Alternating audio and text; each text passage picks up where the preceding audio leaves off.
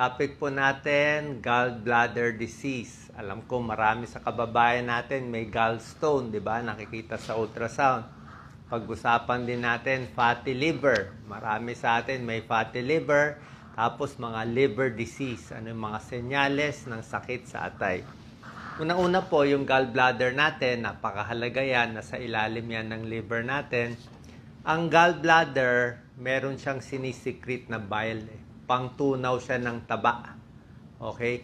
So, pag kumain ka ng maraming matataba, mas gumagana tong gallbladder natin. Ano ang mga sintomas kung meron kayong gallbladder stone? Doc Lisa, medyo gumagalaw. So, ano sintomas kung number 1, pwedeng sumakit dito sa right upper part. Dito. Kaya kumain kayo ng oily foods, biglang sasakit dito. Pwedeng gallstone yon, gallbladder stone. Number 2, pwede ka nasusuka. Okay? Yung mga may gallbladder stone, nasusuka, sumusuka. Yung iba, pag malala, nilalagnat. Actually, merong mga bad signs eh. Okay? Sa gallbladder stone, ayan, laging sumasakit. Minsan yung sakit tumutugon hanggang sa likod. Pero meron tayong 3 bad signs na binabantayan. Kung meron itong bad signs, kailangan magpa-check up tayo sa doktor, sa surgeon agad. Number 1, may gallbladder stone ka, di ba? Tapos bigla kang nilagnat, nagka-fever. Hindi maganda yon. Sabihin, baka nag-infection, baka nagbara yung gallbladder stone. Number 2, sumobra sakit. Sobra sakit dito sa may kanan. Okay? Pangatlo, naninilaw. Naninilaw ang mata. So, hindi rin maganda. Lalo na pag naninilaw yung mata, pati ihi mo, nagbabago na rin ang kulay. Ibig sabihin, possible may bara.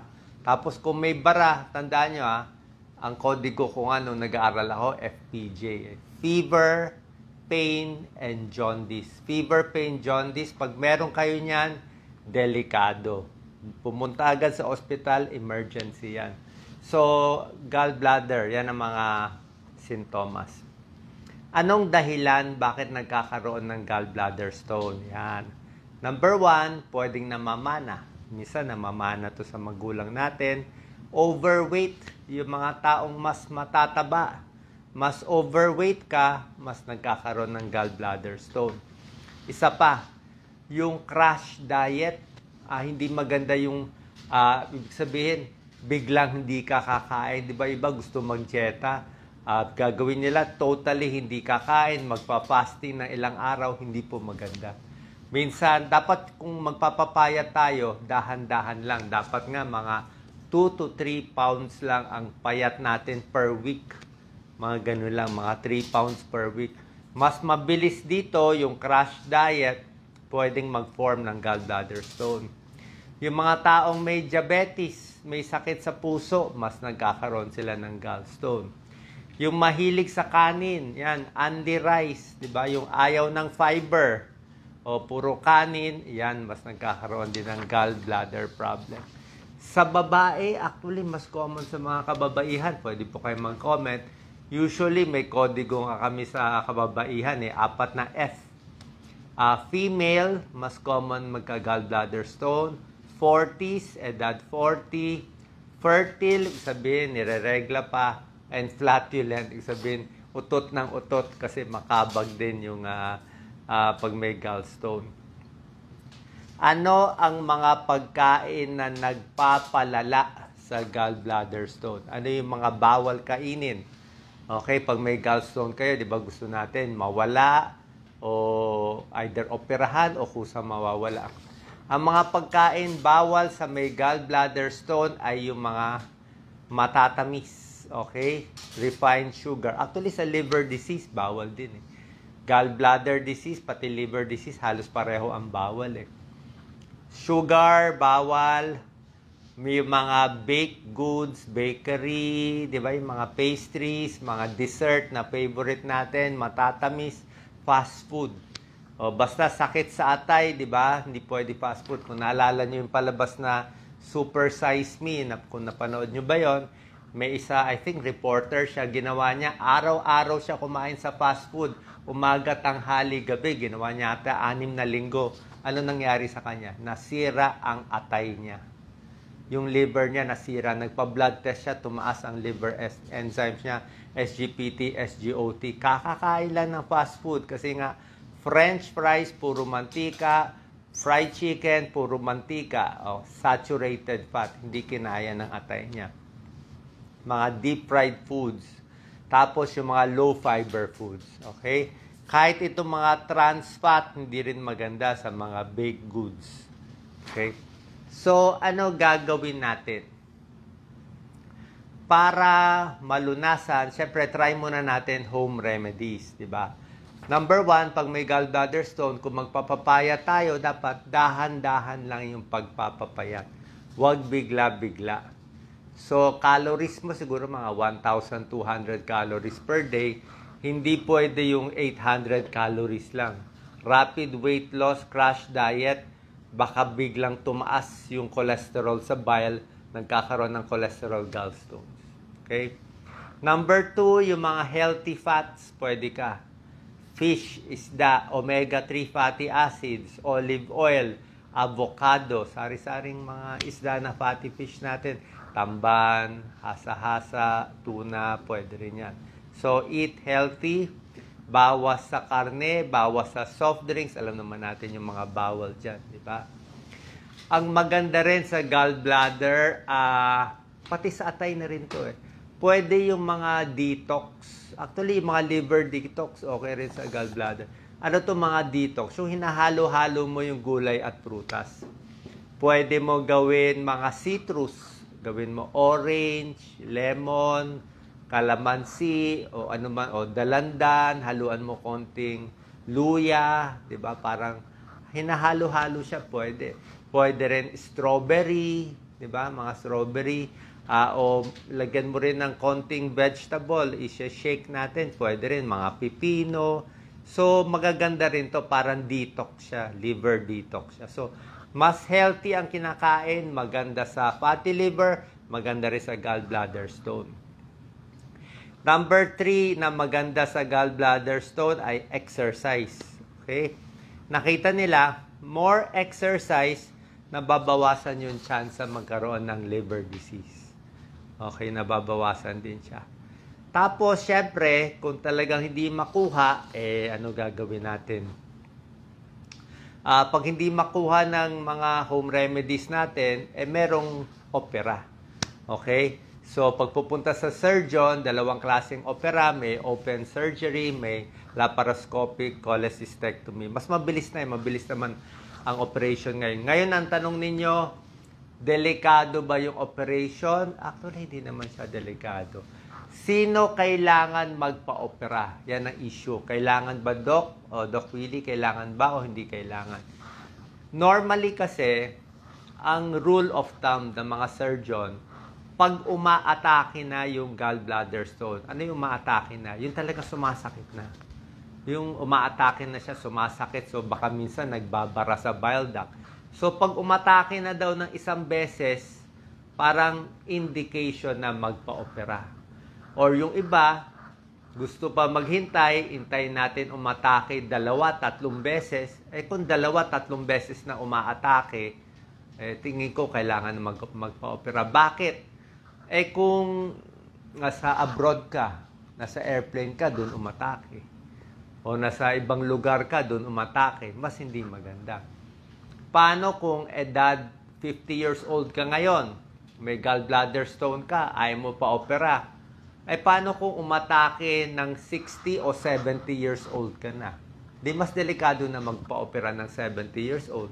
So maganda habang 50, 40 ka pa lang, operahan na, safe ka. Kaysa matanda na, may diabetes na, may stroke na, bago pa pa-opera, parang aalagaan pa ba natin yung gallbladder stone ng matagal? Kaya nga sinasabi ko sa inyo, itong mga tips ko para hindi na siya lumaki, hindi na siya lumala. Pero, kung meron kang gallbladder stone, pero hindi naman umaatake. Meron naman mga tao may bato lang sa abdo, pero hindi naman umaatake. Pag hindi umaatake, tingin ko, pwedeng hindi operahan siya. Pwedeng i-observe lang. Ito ngayon yung nagba-viral lagi sa internet, nababasa natin yung gallbladder cleanse. 'Di ba? Alam niyo naman tong gallbladder cleanse, usong-uso yung pinaghahalo, yung maraming halo to, may olive oil, may juice, may herb, may kung anong salt pa nilalagay. Actually, chinek ko na lahat na pag-aaral dito eh. Oo. Pag pinaghalo-halo mo kasi to, pag dumumi ka, may buo-buo lumalabas. Pero yung buo-buo niya, kasi nga pinaghalo-halo mo to eh. Pinaghalo-halo mo kaya nagbubuo. Pero sa experience ng surgeon na na-interview ko, kahit sa mga pasyente ko, usually meron pa rin talaga kasi matitira. Meron talagang hindi pa rin nawawala sa ultrasound. Tsaka ang problema rin dito sa gallbladder cleanse, hindi siya ligtas sa lahat ng tao. Paano kung diabetic ka, mahina katawan mo, o baka tumataas blood sugar mo, kakain ka ng napakarami nito. Hindi rin maganda. Tapos yung iba naman kasi, pag uminom nito, parang pinipilit mo mag-contract yung gallbladder. Eh kung ipilit mo mag-contract yung gallbladder mo, ang daming bato sa loob. Eh kung magbara pa siya. So hindi rin siya ganun ka-safe. Kaya para sa akin, itong mga tips ko sa inyo, yung lose weight, eat healthy, exercise, tapos yung mga liver detox natin, palagay ko mas safe yung ganun. Okay? Pero wala namang masama. Kung gusto nyo i-try, hindi ko naman kayo pipigilan. Pero at least nakabantay na kayo sa isang surgeon para just in case may emergency, sumakit dito sa kanan nyo, lalo na yung bad sign. Sinabi ko, di ba, yung FPJ na bad sign, fever, nilagnat, bad sign yun, nagbara yun. Fever, pain, nanilaw, opera agad yun. Kasi pag hindi inoperahan yun, kakalat yung infection sa dugo. Delikado. Yun na nakakamatay pa nagbara. Okay, yan ang gallbladder stone. Pag-usapan naman natin ngayon, ito pa mas common, fatty liver. Actually, halos pareho yung home remedies ng fatty liver pati gallbladder stone. Itong fatty liver, ang problema dito sa kakakain din ng matataba. Okay? Ang fatty liver nakikita sa ultrasound, 'di ba? Nagpa-ultrasound kayo ng tiyan, sasabihin ng ultrasonologist, may fatty liver ka. 20% ng tao pwede magkaroon ng fatty liver. Bakit nagkaka-fatty liver? Dalawang dahilan. Number 1, alcoholic. Merong alcoholic fatty liver, kaya nga bawal yung alak sa atay. Number 2, kung di ka alcoholic, baka naparami ka nitong mga fast foods at matatabang pagkain. Tulad na sinabi ko nga, non-alcoholic fatty liver, mga pagkain na hindi healthy. So, ano pang problema sa fatty liver? Tumataas yung liver enzymes. Diba? Punta kayo sa laboratory, papacheck ang SGPT, SGOT, ito yung liver enzymes. I'm sure pinapacheck SGPT, SGOT. Pwede kayo mag-comment gano'n ba kataas. Ang normal na SGPT, SGOT, ang range, mga 0 to 40, 0 to 45. Yan ang mga normal range. Pag lumampas lang kayo konti, let's say lumampas ng 50 or 60, hindi naman delikado 50 or 60. Mas takot tayo lumampas ng 100. Yan. Pag 100 yung SGPT, SGOT mo, 100, 120, mataas na yon. Ibig sabihin, namamaga na yung atay. Pag may hepatitis nga, umaabot ng 1,000. 1,000 yung SGPT, SGOT. Pero sa fatty liver, umaabot lang ng hundreds pataas. So yan, ibig sabihin, namamaga na yung atay, may fatty liver. Anong gagawin natin sa fatty liver? Medyo halos pareho sa sinabi ko. Tigil pa rin alak, lose weight pa rin, avoid oily foods, sugary foods, yung pa rin, regular exercise pa rin. Tsaka nakita nila sa fatty liver, yung mga may diabetes, mas madalas may fatty liver. Yung mga may high blood, madalas din, 3 times more may fatty liver. Yung mataas na cholesterol, syempre mataas cholesterol mo, nababalot din yung atay ng taba. So, high blood, high cholesterol, and diabetes, prone magkaroon ng fatty liver. Delikado ba ang fatty liver? Dati, siguro nung nag-aaral pa ako sa med school, 30 years ago, hindi delikado. Pero ngayon, dahil nga sa buong mundo, ang daming kumakain ng fast food, ang daming kumakain ng matataba, nakita nila ang diabetes, sumobra dami. Ang fatty liver, sumobra din dami ngayon na may fatty liver. So, meron na ngayong may fatty liver na lumalala, umaabot sa liver failure or liver cirrhosis. Pag liver failure, liver cirrhosis, ayan na, naninilaw na, namamayat na, mabilis na dumugo, o pati yung bleeding time, yung kamay nila nagiging namumula na dito, meron mga spider angioma, pula-pula dito sa balat, naninilaw, pati yung ihi, naninilaw. So, ito yung mga danger signs pag nasisira na yung atay, tapos pagod. Yung mga may liver problem, laging hapo, laging pagod. Okay? And lastly, pagdating sa fatty liver at liver disease, ingat sa pag-inom ng gamot. Okay? Kahit paracetamol, di ba? Paracetamol sa lagnat, di ba sinasabi, paracetamol pinaka-safe sa lahat ng gamot. Oo, safe siya. Pero, ang number one cause ng side effect ng liver toxicity, ang number one cause is paracetamol. Kasi, halos lahat ng bahay may paracetamol. Kahit bata, nakakaabot ng paracetamol. So, minsan nasosobrahan nila. Kala nila siguro vitamins, nasosobra. Sobrang paracetamol, delikado, liver toxicity. Aspirin, antibiotics, may ilang antibiotics, gamot sa TB, binabantayan natin para hindi masira ang atay. So, tamang dosis lang na paracetamol. Huwag din sosobrahan. Pagdating sa supplement, ingat din. Okay, paalam nyo muna sa doktor nyo kasi hindi lahat ng supplement pare-pareho, baka makasira sa atay. Other symptoms ng liver disease, yung madalas magsugat, lumalaki ang tiyan, ascites. Kung nakakita kayo may liver failure, yun. Lumalaki ang tiyan, namamayat ang muscle, nagsusuka, at minsan, delikado, pag liver cirrhosis, sumusuka ng dugo. Sumusuka ng dugo. Nagkakaroon ng mga parang blood clot, lumalaki, parang may varicose dito sa may varices tawag namin doon dito sa may esophagus. So delikado, nagbabara kasi yung dugo. Minsan pagsuka nila maraming dugo, yung malalala. Hindi rin makatulog yung mga may liver problem. Okay?